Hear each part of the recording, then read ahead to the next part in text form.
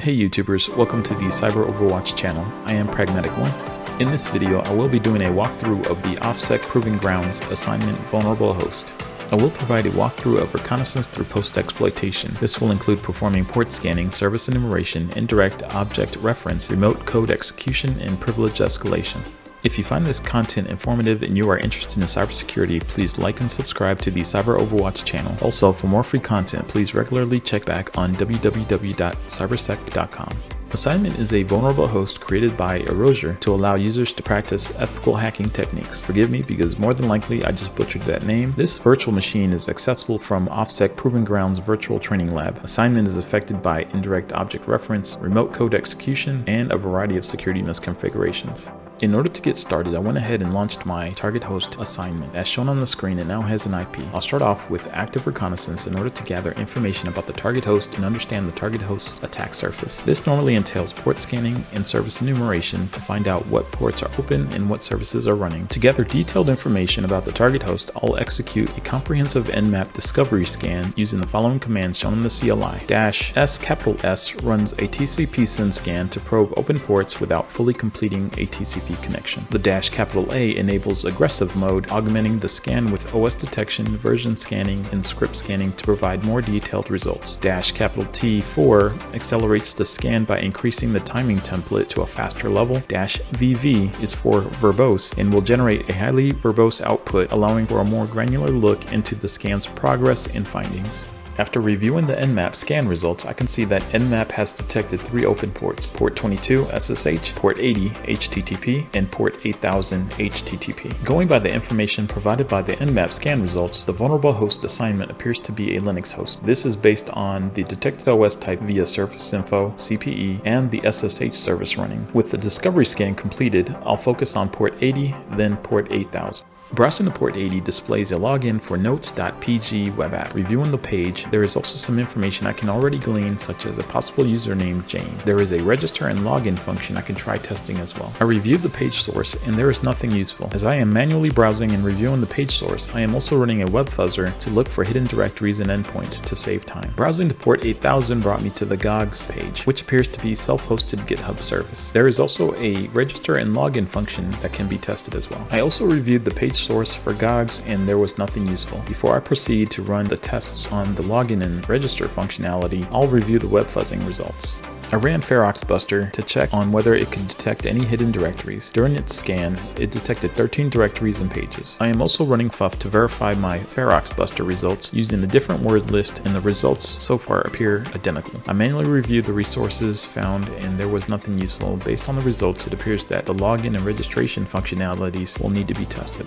Before I run any tests on the web app's register and login functionality, I want to set up my web proxy. I set my scope to the web apps running on port 80 and port 8000 as was detected in the Nmap scan. I also set my web proxy to drop all out-of-scope requests to reduce the clutter. I am using Burp Suite because it's probably the best tool to use for web app testing. This toolkit provides a variety of tools such as the proxy, intruder, repeater, etc. This tool's capabilities is too expansive to sum up in this video. Now that I have Burp Suite set up, I'll register a test account as shown on the screen. After clicking submit, Burp Suite displays the request. I can see that it displays the authenticity token along with the username, password, and confirmed password data. After forwarding the request and responses, the notes.pg web app brought me to the login screen. I went ahead and tried to log in as the test account. Reviewing the Burp Suite intercept of the request, I can see that it shows the authenticity token as well as the username and password data. Log in as the test account. Now that I am logged in, I need to do some recon to see what information is available and what I need to test. From the dashboard, I clicked members and I was able to view the member accounts. I noticed what looked to be post request data listed as a user account. I will get to that later. I clicked on the test account and I can see in the URL the test account user ID was 14 and the role is member. The first thing I decided to test was whether I could access another user's account by modifying the user ID in the URL. I modified the 14 to a 1 and pressed enter. The page loaded the Jane account and I could see the Jane account role was owner. Based on this test, I was able to access a different account just by modifying the user ID in the URL. I'll start testing to see if I can access anything else. I'm now on the test account dashboard. I'll go ahead and create a note by clicking create. I created a note called test and could see that in the URL, the note was identified by a number, in this case ID 6. If changing the ID number worked for the member accounts, it may work for the member notes as well. Let me see if I can indirectly access other members' notes. I tried accessing notes for ID 5 and I got an error that the page did not exist. One interesting thing is I did not get an error advising that I did not have permission to execute this function. I tried to access notes for ID 4 and I got an error, insufficient rights. This tells me that the account associated with ID 4 exists and ID 5 did not. The error also tells me that with the member role, I will not have the necessary rights to access ID 4. As noted earlier, reviewing the members page, I could see other members' accounts. The first one is the Jane account, which I had seen earlier because the Jane account email address was in the contact section of the web page. So I am assuming that the account is the administrator of the web app. Also noted earlier, the Jane account's role was owner. Reviewing the other accounts, I can see that there is an account called Forged Owner. As I noted earlier, there appears to be a post request output that shows the authenticity token, username Forged Owner, and password as Forged Owner. When I click on Forged Owner, I can see the account role is also owner, similar to the Jane account. I'll try logging in with the Forged Owner account and see if the post request output is valid. Using the information on the members page that appeared to display credentials for the Forged Owner account, I was able to log in. I'll go ahead and create a test note. Now that the test note has been created, I can test if I can access the Jane account since the Forged Owner account's role is owner. It looks like changing the note ID from 7 to 1 allowed me to verify that this web app is affected by indirect object reference. It allowed me to view the Jane account's notes. In the notes, it looks like it displays Jane's GOGS credentials. Using the credentials obtained on the notes.pg web app, I was able to log into the Jane account on the GOGS web app. Performing some reconnaissance, I clicked on the admin panel to see what was available. Immediately, I can see the version of GOGS is 0.12.9. When I googled GOGS 0.12.9 exploit, I could see a wealth of information pertaining to remote code execution. After researching the vulnerability, I decided to try Resurrect Zero's proof of concept. I'll go ahead and copy the git URL so that I can clone the POC on Kali.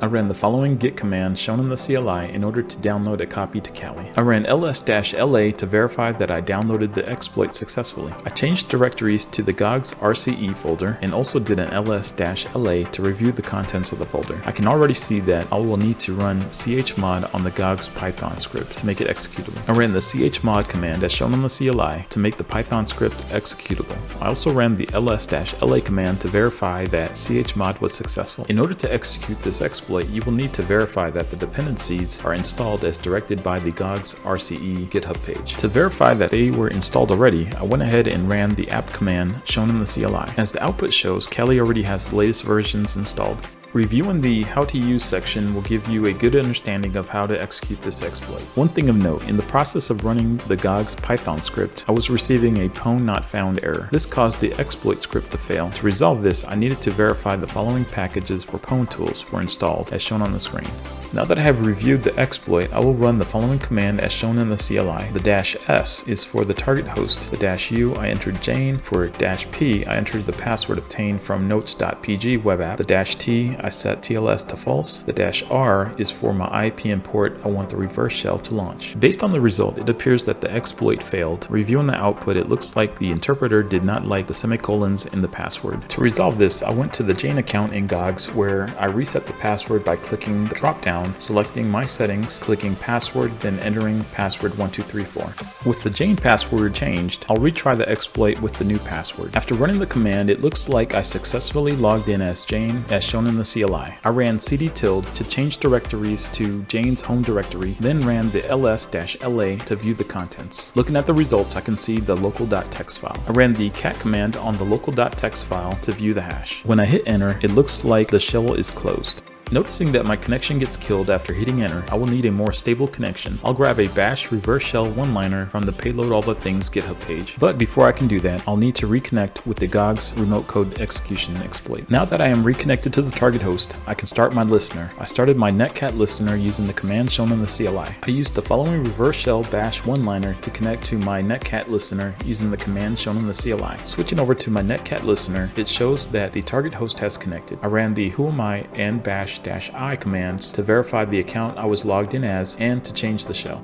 Now that I am connected via a more stable shell, I can start my HTTP server. This will allow me to transfer over linps to enumerate the target host for possible escalation paths. I changed directories to the /temp folder in order to upload linps. I ran the following wget command shown in the CLI to download linps from Kali. Based on the output, it looks like linps downloaded successfully. I ran ls-la command to verify linps had downloaded successfully. I can see linps in /temp. One other thing I noticed is that linps is not executable. I ran chmod command shown in the CLI to make linps executable. I also ran ls-la to verify chmod was successful. I'll run the following command shown in the CLI. The -a tells linps to run all checks, and the -e flag tells linps to perform extra enumeration. Reviewing the analyzing.service files section in the linps output, it showed that the gogs.service was 95% likely an escalation vector based on the linps legend. When I cat the gogs.service file using the command shown in the CLI, I can see the service file executes /home/jane/gogs/gogs spaceweb. The gogs file appears to be located in the Jane account. This is where I initially started to go down a rabbit hole. I ran the ls-la command as shown in the CLI, and it shows the gogs service file is run by root.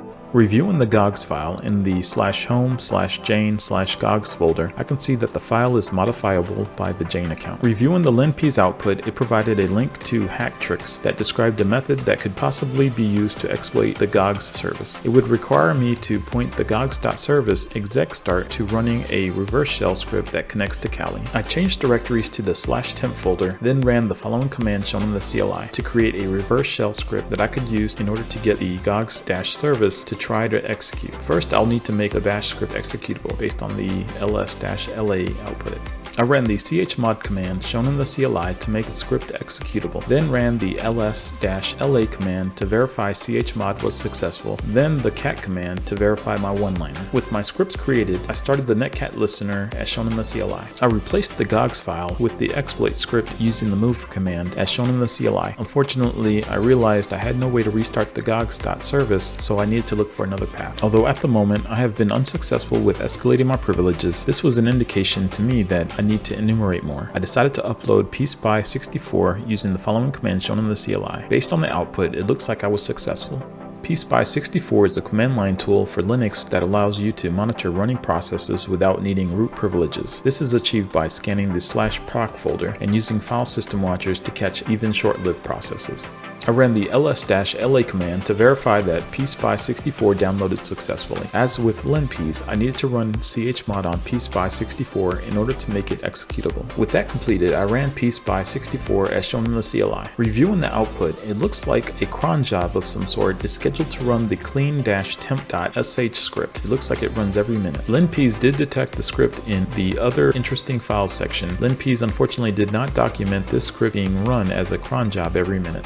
I ran the cat command on the clean-temp script to see what it does. Reviewing the script, it appears that the script runs the find command in /dev/shm or shared memory looking for files, and when it finds a file, it executes a shell with the -c telling the shell to read the command string rm curly bracket. The rm command tells it to remove any file found. The curly brackets is substituted with the name of the files found, and semicolon terminates the command. Analyzing the command further, the use of sh-c to execute the remove command potentially provides the ability to inject malicious code into the command string. This seems possible because the threat actor can control the file names within the /dev/shm folder. Because the /dev/shm is like /temp, anyone can write to it, allowing the threat actor to inject malicious code into the command string, such as arbitrary commands on the system due to the user input being allowed and not validated. Let's test this out. I went ahead and started my netcat listener on port 4444. On the target host, I changed directories to /dev/shm, and I'll run the following command shown in the CLI. Touch is used to create an empty file that will be named after the command between the double quotes. When executed by the clean-temp script, the semicolon will work as a command separator, appending the bash one-liner to the end of the find command one-liner. In short, if executed, this should cause the root account that runs the clean-temp script to echo the bash one-liner in a bash shell. The /bin/bash-l will run in login shell mode, meaning the shell will load the environment variables, define aliases, start in interactive mode, etc. At this point, the output gets redirected and a TCP connection is created via /dev/TCP. 0 less than >1 redirects standard input to standard output, and 2 greater than >1 redirects standard error to standard output, merging both user input and error messages. Then pipes the entire command to another instance of bash. This ensures that the command is executed even in a restricted environment where direct execution may be blocked.